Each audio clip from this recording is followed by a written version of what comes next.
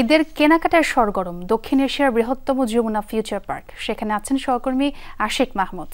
আশিক, যেমনটা বলছিলাম, রাত ফুরালেই ঈদ, এখনো কি ক্রেতারা ছোটাছুটি করছেন, কি দেখছেন?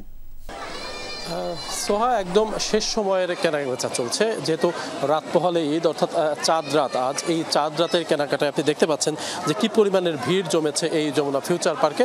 এবং ইফতারের পরপরই আমরা দেখতে পাচ্ছি অসংখ্য মানুষ তাদের সর্বশেষ যে কেনাকাটা, অর্থাৎ আগেই যাদের শপিং হয়ে গেছে তারা অনেকেই জুতা স্যান্ডেল কিনতে আসছেন, অনেকেই কসমেটিক্স কিনতে আসছেন, অনেকেই গহনা কিনতে আসছেন, আর সর্বশেষ বিশেষ করে ছেলেরা আসছেন পাঞ্জাবি কিনতে। এবং সেই সকল দোকানে কিন্তু বেশ উপচে পড়া ভিড় আমরা লক্ষ্য করছি। এবং দিনভরই আপনি জানেন যে দিনভরই এখানে শেষ সময়ের কেনাকাটায় বেশ মুখর ছিল এই যমুনা ফিউচার পার্ক। এবং এক ছাদের নিচেই সবাই কিন্তু কেউ মোবাইল কিনেছে, কেউ পোশাক কিনেছে, কেউ গহনা কিনেছে, সব কিছুই কিন্তু এক ছাদের নিচেই এই যমুনা ফিউচার পার্কে পাওয়া যায়। সে কারণে কিন্তু এই পুরো রমজান জুড়েই কিন্তু এই ঈদের কেনাকাটায় বেশ মুখর ছিল, বেশ উপচে পড়া ভিড় ছিল। এবং সেই চিত্র কিন্তু একদম শেষ সময়েও সেই একই চিত্র আমরা দেখতে পাচ্ছি। এবং সবাই কিন্তু বলছেন যে শেষ সময়ে বেশ কিছু দোকান আমরা দেখতে পাচ্ছি বেশ কিছু ডিসকাউন্ট করা হয়েছে। সব মিলিয়ে জমজমাট কেনাবেচা চলছে এই যমুনা ফিউচার পার্কে।